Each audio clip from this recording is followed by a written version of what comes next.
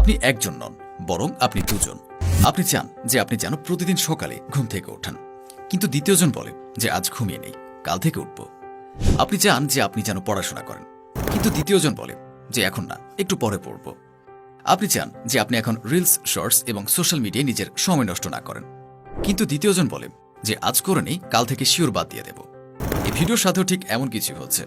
একজন বলছে যে ভিডিওটি সম্পূর্ণ দেখি, আর দ্বিতীয়জন বলছে আরে ছাড় তো, ভিডিওটি না দেখে তুই বরং স্ক্রল করতে থাক। এই ভিডিওটি আপনাদের ভেতরের দুটি লোকের মিলন করিয়ে দেবে। 21 দিন এই দুটি লোকের প্রচুর ধোলাই হবে। তারপর প্রথমজন দ্বিতীয়জনের কথা শুনবে এবং দ্বিতীয়জন প্রথমজনের। আর যখন আপনার ভেতরের এই দুজনের মিলন হবে, তখন তারা আর দুজন নয়, বরং সুপেরিয়র একজন হবে। আর সেই একজন অন্য কেউ নয়, বরং আপনি নিজেই। আর এই দুইজন লোক আপনার ভেতরের দুটি পার্সোনালিটি হতে পারে, অথবা আপনার মন এবং মস্তিষ্ক হতে পারে, বা আপনার কনসিয়াস এবং সাবকনসিয়াস মাইন্ডও হতে পারে। ভিডিওটি কন্টিনিউ করার আগে আমি আপনাদেরকে একটি ডিসক্লেমার দিতে চাই। যারা 21 দিন পর্যন্ত কষ্ট সহ্য করার মতো ক্ষমতা রাখে, তারাই যেন এই ভিডিওটি দেখে। অন্যথায় আপনার কাছে বিনীত নিবেদন যে আপনি এই ভিডিওটি ছেড়ে যেতে পারেন।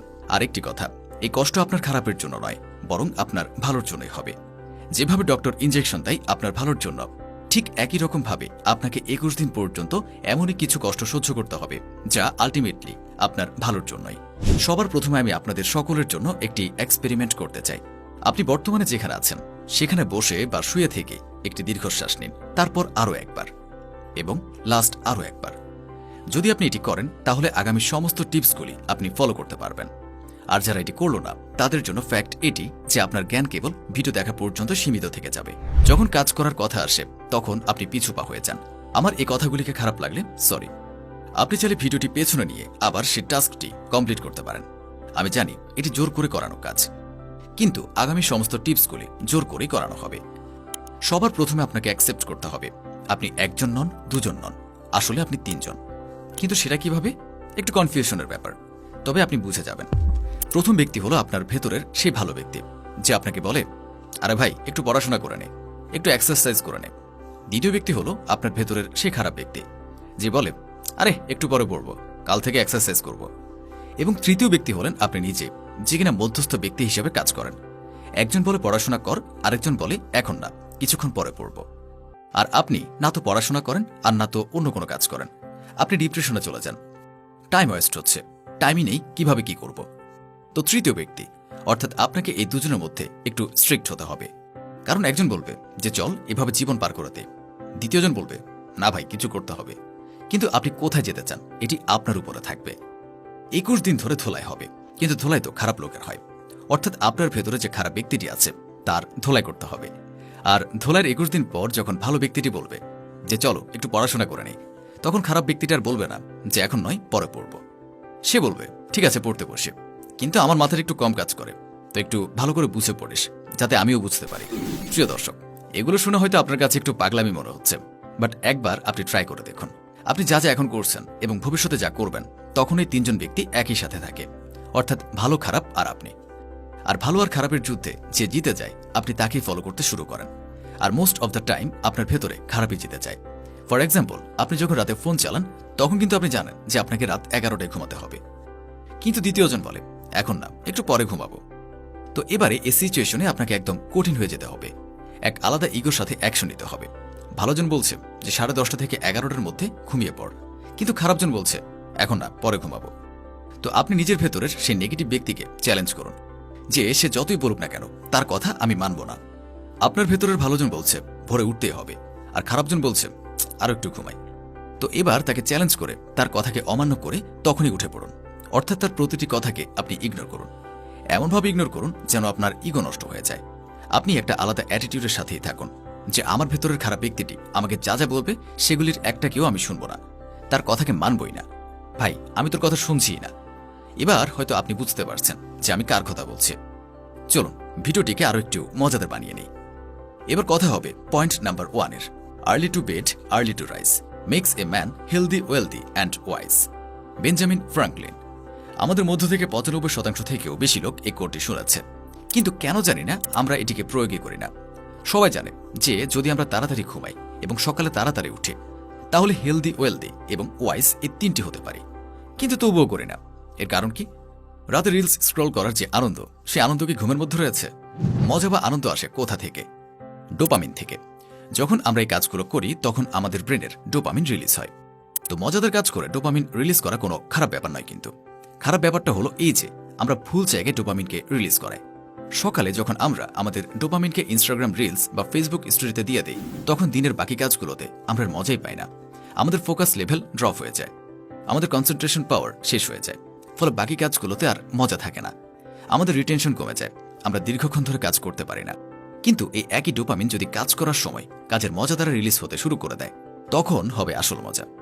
চলুন কোর্টের এই লাইনকে পোস্টমর্টেম করি। আর্লি টু বেড, অর্থাৎ তাড়াতাড়ি শুয়ে পড়া। এবার তাড়াতাড়ি মানে কত তাড়াতাড়ি? এর কোনো সঠিক উত্তর নেই। এই আধুনিক পৃথিবীতে যদি আপনি 10টা থেকে 11টার মধ্যে শুয়ে পড়েন, তো সত্যি এটা আপনার জন্য খুবই ভালো। বাই দ্য ওয়ে, এই সময়কে আপনি যতই কম করবেন সেটা আপনার জন্য ততই ভালো হবে। তো তাড়াতাড়ি কিভাবে ঘুমিয়ে পড়ব? এর জন্য কিছু টিপস হলো ফিক্সড বেড টাইম রুটিন। আমি জানি প্রথম ঘুম আসতেই চাইবে না, বাট যদি আপনি 10টায় ঘুমানোর প্ল্যানিং করে থাকেন, তাহলে আপনার ঠিক 10টার মধ্যে শুয়ে পড়া উচিত। ঘুম আসবে কি আসবে না তা পরের কথা, কিন্তু এক সপ্তাহ পর থেকে আপনি ইজিলি 10টায় ঘুমিয়ে পড়বেন। দ্বিতীয়ত, রিমুভ অল ইলেকট্রিক গ্যাজেটস। আপনার রুমের মধ্যে যত প্রকার ইলেকট্রনিক গ্যাজেট রয়েছে সেগুলিকে ঘুমানোর 1 ঘন্টা আগে অফ করে দিন। সেটা হতে পারে টিভি, ল্যাপটপ, কম্পিউটার, ট্যাবলেট ইত্যাদি অফ করে দিন, ইনক্লুডিং আপনার মোবাইল ফোনটিকেও। তৃতীয়ত হচ্ছে মেক টু ডু লিস্ট। তো দেখুন বন্ধুরা, যুদ্ধের আগে আপনাকে প্রস্তুতি তো নিতে হবে, তাই না? প্রতিটি দিন হলো যুদ্ধের এক দিন, আর এই যুদ্ধ চলবে 21 দিন পর্যন্ত। তো যদি আপনি যুদ্ধে বিজয়ী হতে চান, এর জন্য আগে আপনাকে প্রস্তুতি তো নিতে হবে, তাই না? তো প্রতিদিন ঘুমানোর আগে আপনাকে টু ডু লিস্ট বানাতে হবে। তো আবার 2 রকমের, প্রথম উইথ টাইম এবং দ্বিতীয় উইদাউট টাইম। প্রথম টু ডু লিস্টটিতে আপনি নিজের কাজগুলিকে সময়ের সাথে লিখে রাখতে হবে, এবং দ্বিতীয় টু ডু লিস্টে শুধু কাজ লিখতে হবে। এখানে টাইম লেখা থাকবে না, কারণ কিছুদিন এমনও হবে যেদিন আপনার ঘুম ভাঙতে একটু দেরি হয়ে যাবে। আগের দিন আপনি ভোর 5টা থেকে টু ডু লিস্ট বানিয়ে দিলেন, কিন্তু পরের দিন আপনি কোনো কারণবশত 7টার দিকে ঘুম থেকে উঠলেন। এবার এই সময় আপনার ব্রেন আপনাকে বলবে, থাক, আজ তো টু ডু লিস্ট হিসেবে কাজ শুরু করতেই পারলাম না, কাল থেকে অবশ্যই ফলো করব। তো যদি আপনি এভাবে টু ডু লিস্ট বানিয়ে নেন, তাহলে বায়না করার মতো কিছুই থাকবে না। এবার এই 3টি কাজ করতে আপনাকে একজন বাধা দিতে শুরু করবে। সেটাকে তা আপনি জানেন, সে তো আপনাকে এখন এই ভিডিওটিকেও দেখা ছেড়ে দিতে বলতে শুরু করে দিয়েছে। তো কি করবেন এখন? যাবেন নাকি? এখনই তো কেবল শুরু হয়েছে। তাকে বলুন ভিডিওটিকে সম্পূর্ণ দেখিয়ে যাব। তোর দেখার ইচ্ছে হলে দেখ, না ইচ্ছে করলেও দেখ। এবার সে বলবে ভিডিওটি সম্পূর্ণ দেখে কোনো লাভ নেই।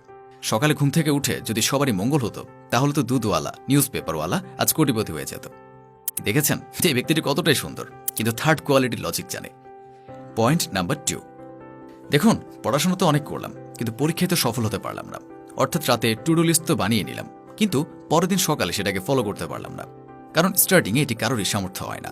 কিন্তু আপনাকে এটি ছেড়ে দিলে চলবে না। আপনার মনে হবে যে ফলো তো করতেই পারছি না, তো টু ডু লিস্ট বানিয়ে লাভ কি?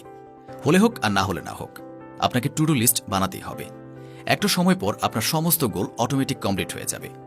এবার কোর্টের দ্বিতীয় লাইনের পোস্টমর্টম করি।